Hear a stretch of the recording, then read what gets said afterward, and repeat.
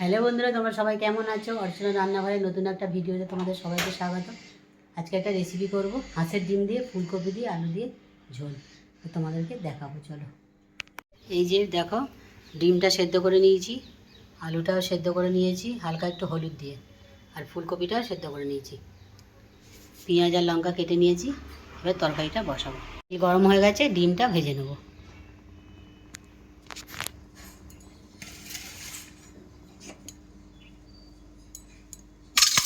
সব ডিমগুলো একসাথে দিয়ে দেবো। খুব বেশি ভালো ভাজবো না, অল্প অল্প ভেজে নেবো।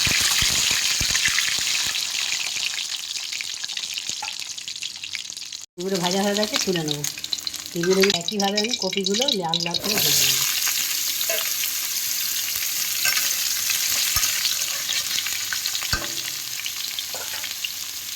কপিগুলো ভাজা হয়ে গেছে, তুলে নেবো।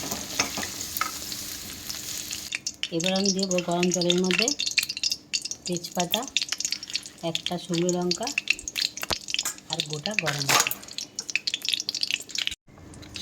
গোটা গরম মশলাটা দিয়ে দিচ্ছি, দুটো এলাচ, দুটো দালচিনি আর দুটো লবঙ্গ, দুটো গুঁড়ো। ফোড়নটা ভালো করে ভেজে নেব। এটা ভাজা হয়ে গেছে, কেটে রাখা পেঁয়াজটা দিয়ে দিচ্ছি। পেঁয়াজটা একটু বাদামি বাদামি করে ভেজে নেব। এরপর দিয়ে দিচ্ছি আদা রসুন বাটা।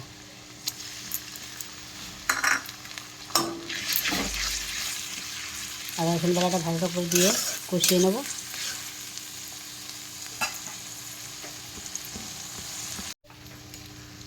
মশলাটা দিয়ে কষিয়ে নিয়েছি, এরপরও কিন্তু আমি আলুটা দিয়ে দিচ্ছি। আলুটা দিয়ে এবার ভাজা ভাজা করে নেবো। আলুটা আগে তো ভাজিনি, মশলার সাথে একটু ভেজে নেব।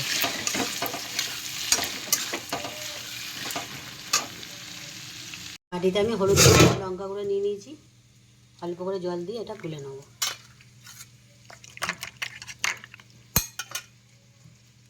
এটাই দিয়ে দেবো।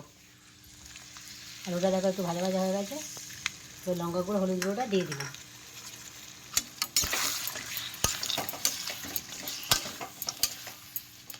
দিয়ে ভালো করে কষাবো। দেখো ভালো করে কষিয়ে নিয়েছি, তেল ছেড়ে গেছে। এবার আমি জল দিয়ে দেবো।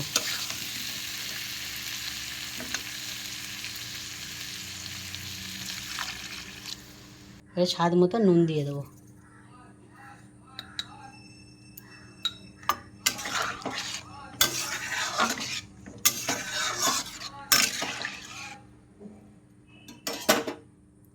একটু চাপা দিয়ে দেবো। ঝোলটা ফুটে গেছে, এবার আমি ফুলকপি ভাজা আর ডিমটাও দিয়ে দেবো।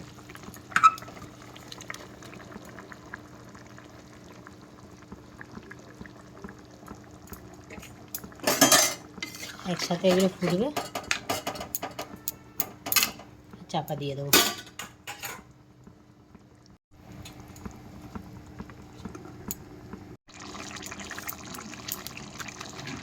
তরকারিটা হয়ে গেছে, গরম মশলা দিয়ে নামিয়ে নেব।